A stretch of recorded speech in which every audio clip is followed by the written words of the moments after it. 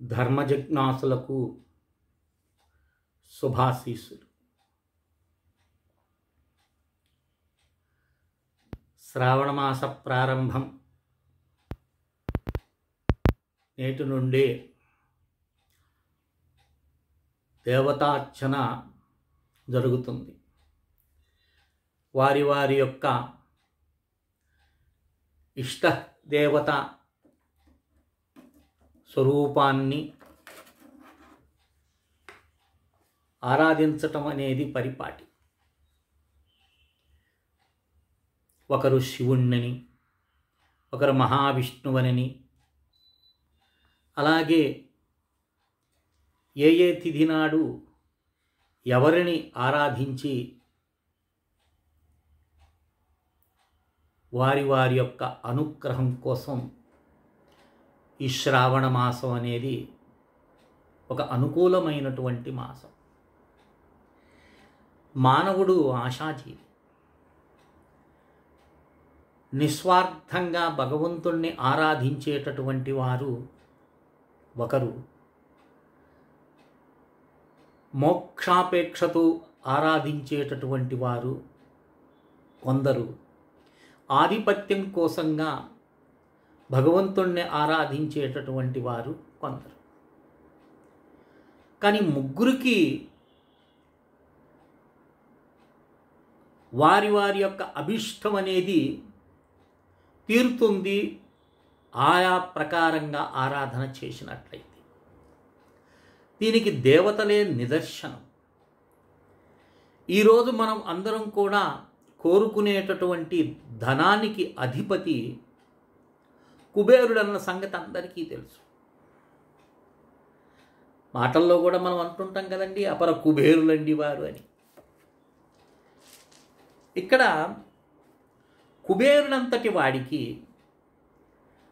అంతటి సంపద ఎలా వచ్చింది? అంతటి ఏ ఆరాధన చేస్తే ధనాధిపత్యం లభించింది? అలాగే దేవీ భాగవతంలో మనకు చూస్తే అనేక మంది ఉన్నారు. దక్షసావర్ణిక మనువైతేనేమి, అలాగే మంగళుడనేటటువంటి వాడు, ప్రియవ్రతుడు, ఉత్తానపాదుడు, అలాగే కేదారుడు అనేటటువంటి వారికి లక్ష్మీ అనుగ్రహం కలిగి వారు అనంతమైనటువంటి స్థితిలో ఉన్నారు.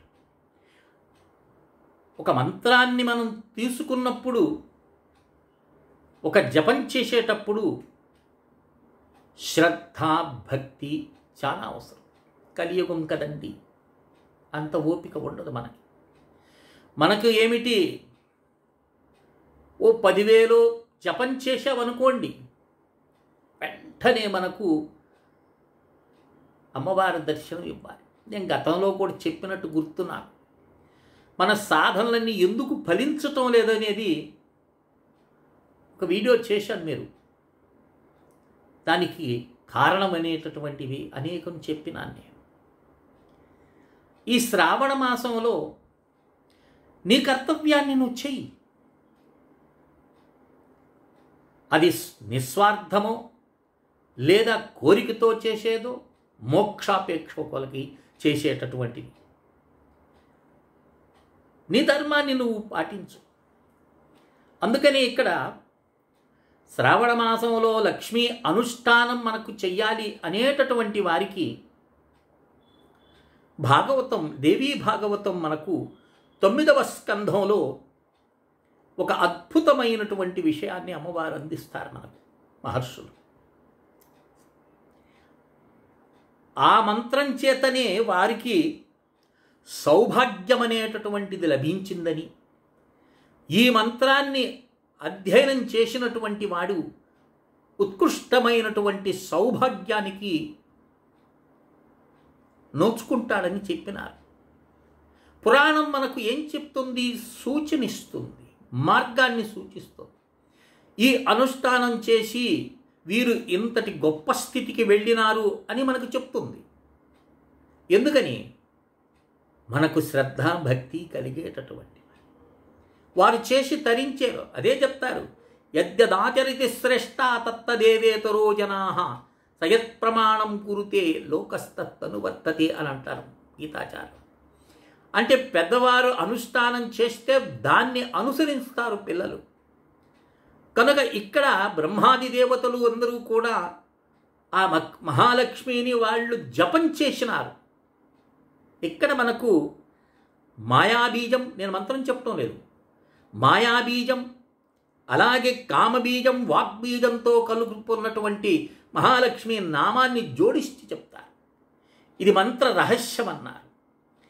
ఎవడైతే ఈ మంత్రాన్ని నిరంతరం చేస్తాడో, జపం చేస్తాడో,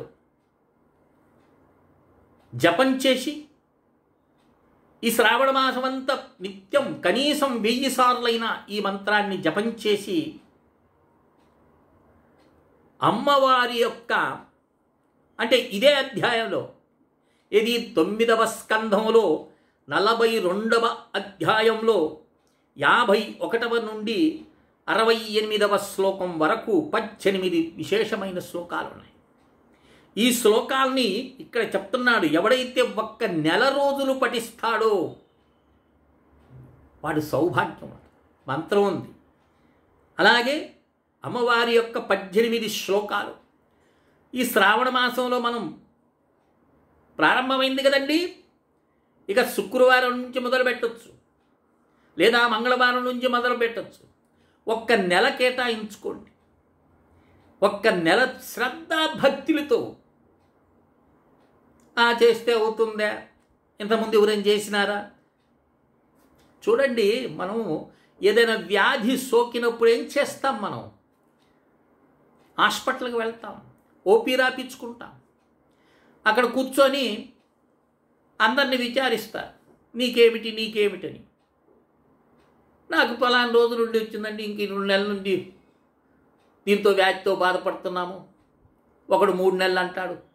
ఇప్పుడు నేను ఈ డాక్టర్ దగ్గరికి రాగానే నాకు కొద్దిగా నయమైందండి అని వాడు విచారిస్తాడు అక్కడ. ఎందుకంటే వాడికి ఉన్నటువంటి జబ్బు 10 మంది విచారణతో వాడికి ఏమవుతుంది? మనోధైర్యం ఏర్పడుతుంది.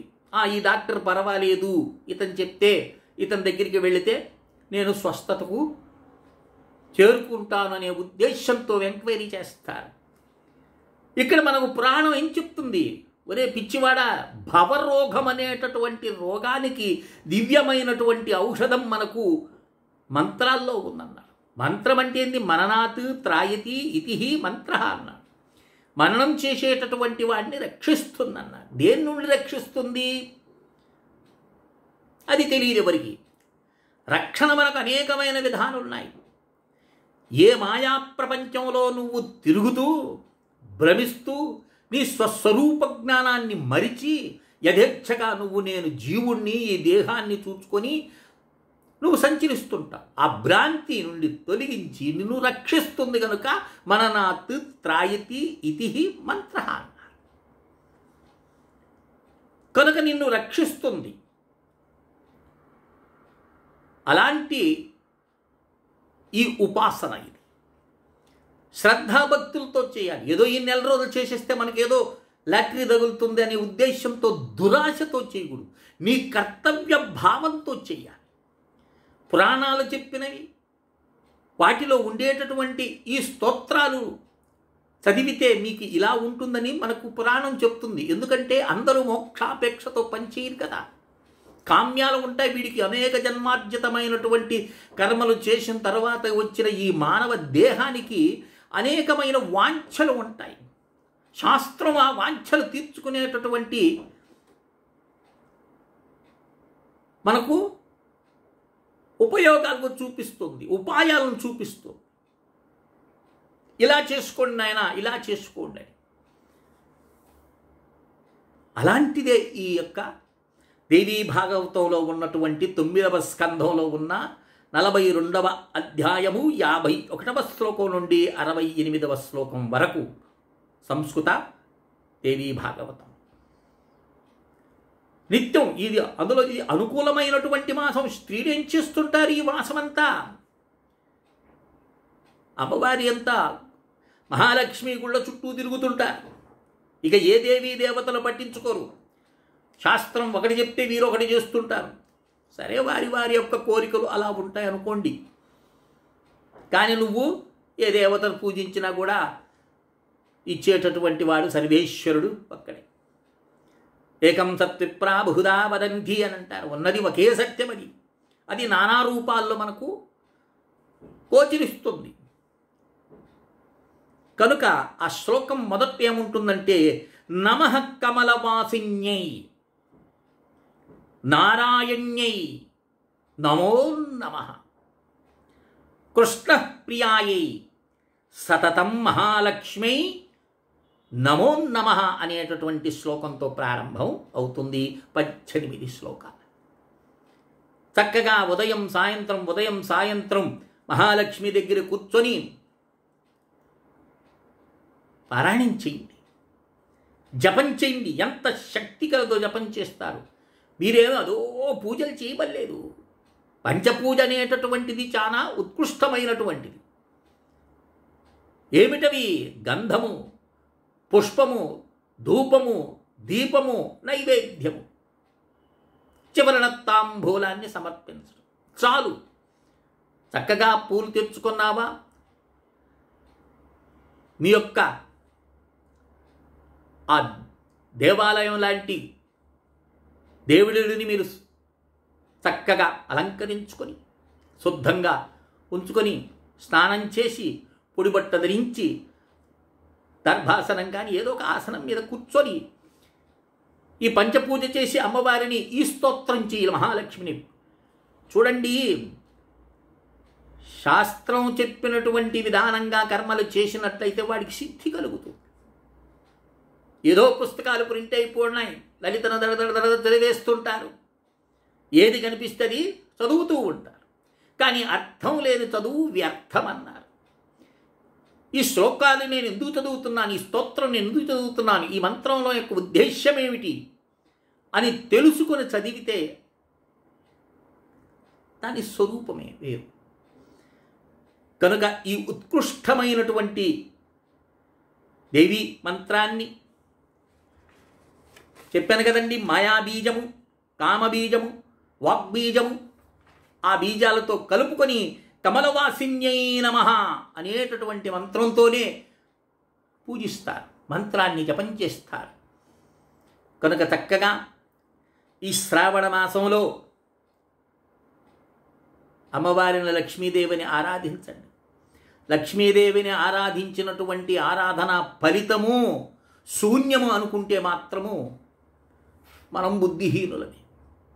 ఏదో ఒక సమయం నోట్ చేసుకుంటుందమ్మా. ఆ సమయం సందర్భంగా రాగానే మనకు ఇస్తుంది. నువ్వు చేసిన కర్మ ఎప్పటికీ కూడా వృద్ధా పోదు. అది నీ భ్రమ. ప్రయోజనం లేదండి, చాలా చేసినామండి అని అంటుంటారు. ఇది నీ భ్రమ. నువ్వు చేసింది ఎక్కడికి పోదు. అది ఒకనాటికి నీకు చేరే తీరుతుంది. తెలుసో తెలియకో నువ్వు చేసినటువంటి పాప ఫలితం ఎలాగైతే అనుభవించి తీరాలో, తెలిసి చేసినటువంటి పుణ్యం యొక్క ఫలితం కూడా అనుభవించే తీరాలి. ధైర్యంతో, విశ్వాసంతో నా తల్లి ఎప్పటికీ కూడా నన్ను విసర్జించదు, విస్మరించదు అనేటటువంటి నమ్మకంతో దేవి ఆరాధన చెయ్యాలి. కనుక ఈ స్తోత్రం కావాలన్నటువంటి వారు, ఈ 18 స్తోత్రాలు కావాలన్నటువంటి వారికి 9966690246 ప్రతి వీడియోలో నా నంబర్ చెప్తుంటాను. హిందువుల్లో చెప్పటానికి బాధగా ఉంటుంది, జిజ్ఞాస లేదు. మరి జిజ్ఞాస లేనప్పుడు మీరు ఎందుకండి ఇలా గొంతు చించుకొని చెప్పటం అని అనుకోవచ్చు. మీరు నా కర్తవ్యాన్ని చేస్తున్నాను. ఈ యూట్యూబ్లో ఉండేటటువంటి వీడియోలు ఒకవేళ ఈ శరీరం గతించిపోయిందనుకోండి, ఎవరో ఒకరు ఉండేవారు, వారు ఇలాంటి విషయాలు చెప్పేవారు అని కనీసం నేను చనిపోయిన తర్వాతైనా కొంతమంది అని అనుకుంటారు కదా. అప్పుడు మీరు ఫోన్ చేస్తే 9966690246కి ఎవ్వరు ఎత్తరు. కనుక అమ్మవారిని ఆరాధించి ఈ యొక్క శ్రావణ మాసం యొక్క మాహాత్యాన్ని నేను పూర్వం చెప్పినాను. విన్నారో లేదో తెలియదు, అతి స్వల్పం మంది విన్నట్టు తెలుస్తుంది. ఈ ఆరాధన చేసి ధరిస్తారని ఆశిస్తూ శ్రీ విద్యోపాసకులు శ్రీ మండే లక్ష్మీ నరసింహారావు లోకా సమస్తా సుఖినో భవంతు. ఓం తత్సత్, ఓం తత్సత్, ఓం తత్సత్.